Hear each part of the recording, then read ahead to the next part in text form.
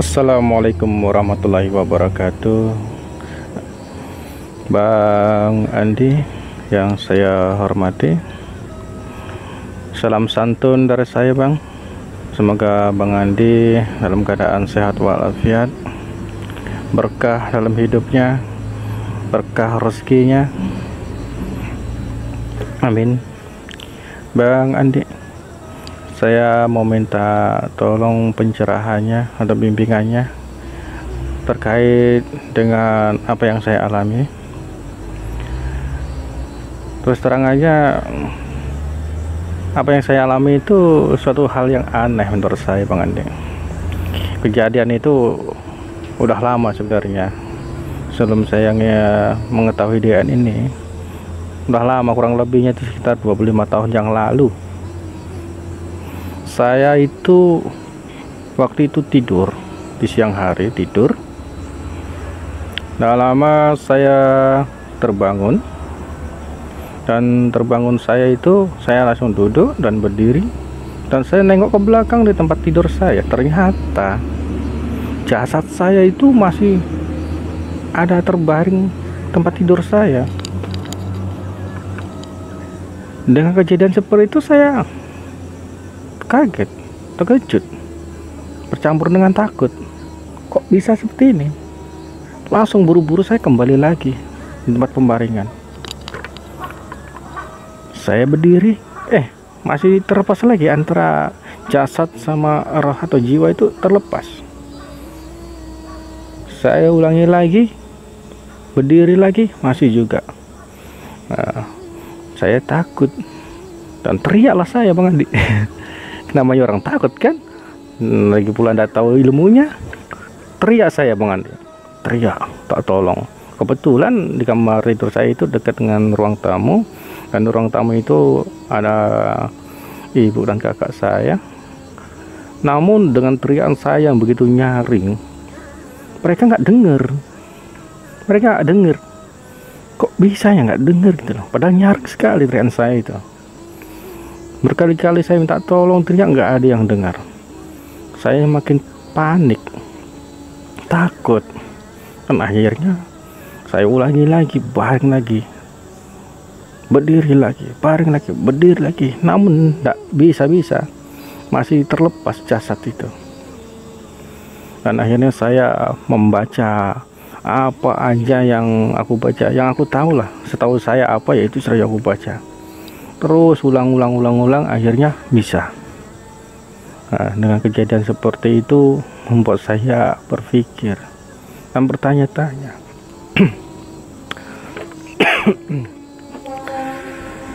Demikian itu, Bang Andi, dari kejadian aneh yang saya alami. Mohon pencerahan dan bimbingannya, Bang Andi. Sebelumnya terima kasih banyak. Assalamualaikum warahmatullahi wabarakatuh. Oh ya, lupa, Bang Andi, itu kejadian itu bukan mimpi, itu nyata. Saya sadar sekali bahwa itu nyata, bukan mimpi, Bang Andi. Demikian, Bang Andi, untuk tambahan dari saya. Waalaikumsalam warahmatullahi wabarakatuh, Pak Eri. Alhamdulillah, terima kasih doa-doanya. Semoga Pak Eri juga selalu dalam kesehatan dan dalam naungan Allah. Amin ya Allah. Jadi pengalamannya itu mungkin banyak teman-teman kita yang mengalami, membuat kita bingung. Dibilang mimpi tapi sadar, dibilang sadar tapi kayak mimpi, ya kan? Dibilang mimpi tapi kok nyata gitu ya. Memang kadang kita bingung. Jadi itu namanya terpisahnya kesadaran ya. Bagi siapapun yang melihat diri sendiri, kok saya melihat diri saya sendiri, Bang, lagi terbaring, lagi tidur, itu namanya terpisah. Kita udah nggak di jasad lagi, tapi sudah masuk di jiwa. Tapi itu biasanya nggak berselang lama, itu sebentar aja, paling hitungan detik balik lagi dia. Tapi kita ambil positifnya aja. Apa maknanya yang nggak usah dicari-cari, tapi yang jelas itu maknanya positif ya. Bagi teman-teman yang pernah merasakan lepas dari jasad terus melihat jasadnya sendiri, itu pertanda bahwa kita itu ada bakat spiritual. Di situ pertanda bahwa kita ada bakat ketuhanan ya. Jadi tinggal kita dalami aja. Jadi saya mau sedikit juga berbagi cerita. Mudah-mudahan ya bagi teman-teman yang mengalami ya menjadi tambah yakin lah. Dahulunya itu saya belum mengamalkan zikir nafas ya. Sekitar tahun berapa ya? Tahun 2003 kalau nggak salah. 2003 2004 lah. Jadi di situ saya lagi seneng-senengnya zikir. Cuman zikir saya itu selalu la ilaha illallah. Jadi sebelum tidur tuh saya selalu zikir la ilaha illallah sampai saya tertidur. Jadi dalam kondisi zikir itu entah kenapa saya itu kayak melayang naik pelan-pelan ke atas, seperti hampir menyentuh plafon rumah itu, plafon kamar. Jadi atap rumah kita yang bagian atas itu, plafon itu kan. Naik ke atas itu saya. Terus saya ngelihat ke bawah, jasad saya lagi tidur di bawah. Di situ kaget luar biasa, bingung, takut, campur aduk lah itu. Mati aku nih pasti. Begitulah prasangka kita kan. Karena saya kaget, saya takut, langsung kayak disedot kembali tuh, nyedot dia, zup, masuk lagi ke jasad. Nah, ketika masuk ke jasad sadar saya. Begitu sadar, apa yang aku alami barusannya? Kok menakutkan sekali. Itu sama itu seperti Pak Eri, lepas kita kan. Dan kita bisa melihat jasad kita ya. Jangan pula dibilang itu diri sejati, bukan. Itu terpisah. Kadang ada orang yang ketika berzikir dia menjumpai dirinya, menyerupai dirinya, bicara dengan kembarannya. Wah, itu kalau itu lain lagi, itu jin korin. Tapi kalau kita melihat diri kita, tapi diri kita itu hanya tertidur, hanya diam ya. Kita lepas terus kita melihat jasad kita tertidur, nah itu benar, berarti itu jiwa ya. Jadi itu satu pengalaman. Akhirnya saya bingung, takut, shock, hampir mati aku rupanya tadi itu ya kan. Macam-macam lah pikiran gitu. Jadi selang berapa tahun ketemulah metode zikir nafas ya. Saya pun dapat zikir nafas ini kan lewat mimpi. Setelah saya cari-cari, dapat gurunya, belajar sama guru, barulah saya dalami. Nah, ketika saya sudah mendalami, ada lagi pengalaman yang lebih menarik, lebih ekstrim lagi ya. Sama tuh posisinya, saya dalam kondisi tidur. Jadi saya itu selalu tidur itu saya bawa zikir nafas, yaitu zikir nafas ketika tidur. Jadi yang tidur itu hanya jasad kita, jiwa kita tetap sadar, jiwa kita nggak tidur ya. Yang tidur itu jasad. Jadi pernah satu ketika saya itu kadang sulit bangun, jadi saya pasang alarm gitu kan. Saya pasang alarm untuk sholat subuh. Jadi ketika saya tidur malam, saya bawa zikir nafas, tiba-tiba subuh bunyi alarm. Begitu bunyi alarm, saya langsung bangun. Begitu saya bangun ya ke kamar mandi, ambil air wudhu, saya sholat subuh. Semua itu saya lakukan dalam keadaan sadar dan khusyuk. Nah, begitu saya salam ke kanan sekali, Assalamualaikum warahmatullahi wabarakatuh, ke kiri, Assalamualaikum warahmatullahi wabarakatuh. Langsung itu saya kok ada di tempat tidur gitu kan. Bingung lah saya. Dan ketika saya memeriksa kondisi saya itu ternyata yang saya lakukan tadi itu hanya jiwa saya yang sholat, ya kan? Terus saya periksa ada nggak bekas wudhu di jasad saya, nggak ada sedikit pun, nggak ada sedikit pun bekas wudhu itu, ya kan? Saya periksa nggak ada setetes air wudhu itu yang di jasad saya. Pokoknya betul-betul baru bangun dari tidur. Jadi yang aku lakukan sholat tadi itu secara batin, bukan dengan jasadku, berarti terpisah dia, ya kan?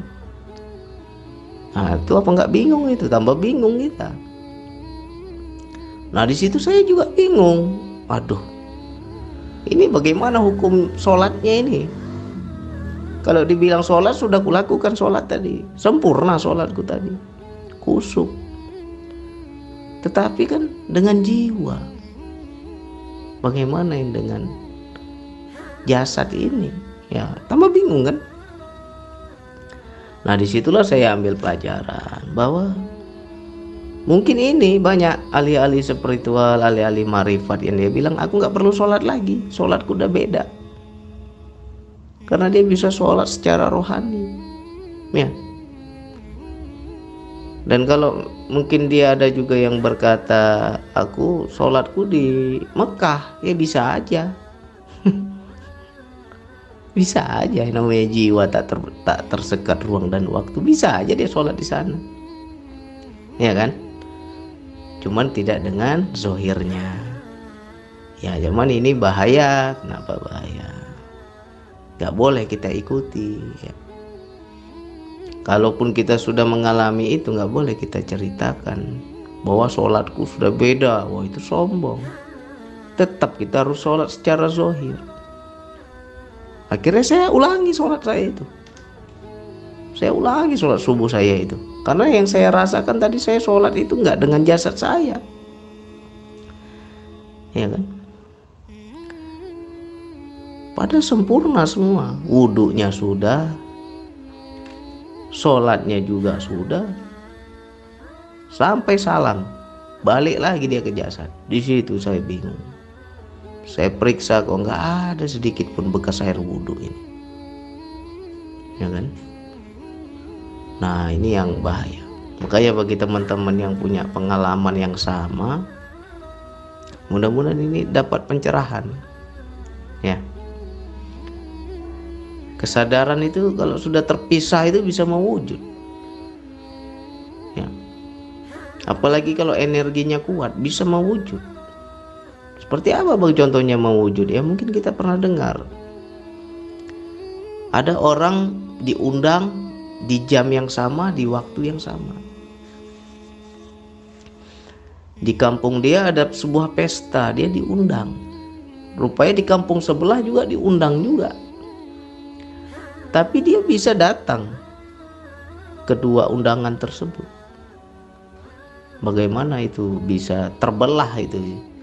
Kok bisa ada dua badannya itu, ya? Ya itulah ilmunya itu. Kesadaran ini bisa dibagi-bagi, bisa dipisah. Dan kalau dia kuat energinya, bisa mewujud dalam bentuk fisik, ya. Nah, tapi jangan kita minta-minta, itu semua anugerah. Kalau Allah kasih dapat, kalau Allah nggak kasih jangan kita cari-cari. Itu kesadaran yang terpisah. Yang kedua, ada juga kita sering dengar kisah ada orang niat dia sekali ingin naik haji, tapi karena suatu kondisi nggak jadi dia naik haji. Dan sahabat-sahabatnya, teman-temannya yang naik haji bisa bertemu di Mekah sana. Kok bisa? Padahal dia di sini kok. Tapi kok bisa jumpa di sana? Ya. Itulah kesadaran yang bisa mewujud dalam bentuk fisik ketika energinya kuat, ya. Nah jadi bagi teman-teman yang pernah mengalami, bang saya lepas dari badan saya melihat badan saya sendiri. Ngapain badan kita? Telentang tidur deh bang. Situ saya takut bang, ya berarti itu kita ada bakat, ya. patut kita bersyukur, tinggal kita bagaimana menggalinya. Kita ada bakat spiritual, kita ada bakat rohani, ya. Nah, ini kalau mau didalami, ya ini luar biasa ini tentang kesadaran. Cuman ya takutnya orang salah jalan, makanya kita hati-hati sekali kita membuka ini. Takutnya orang salah jalan, takutnya orang mencari-cari. Jadi yang penting kita lurus-lurus saja lah. Yang penting saya hanya berbagi cerita sesuai yang sudah saya alami. Mudah-mudahan itu menjadi penyemangat untuk yang lain apabila mengalami hal yang sama. Saya 2 kali saya merasakan. Yang pertama lepas, naik, terbang dia. Habis itu masuk lagi. Yang kedua ya saya sholat subuh, tapi bukan dengan jasad, tapi dengan jiwa. Tapi jiwa itu mewujud ke bentuk fisik, ya. Ya itu sama kayak kita. Saya ambil wudhu, saya cuci tangan, cuci muka, cuci kaki, itu kayak ke fisik semua itu. Tapi itulah mewujud. Nah, ketika selesai balik lagi dia, ternyata itu bukan jasad saya rupanya, tetapi diri yang betul-betul, jiwa yang betul-betul mewujud gitu kan. Nah, disitulah baru saya pahami ternyata ya orang-orang dulu bisa di 2 tempat yang sama dalam waktu yang sama. Kenapa bisa? Ya ternyata di situ ilmunya, ya. Ya jadi kita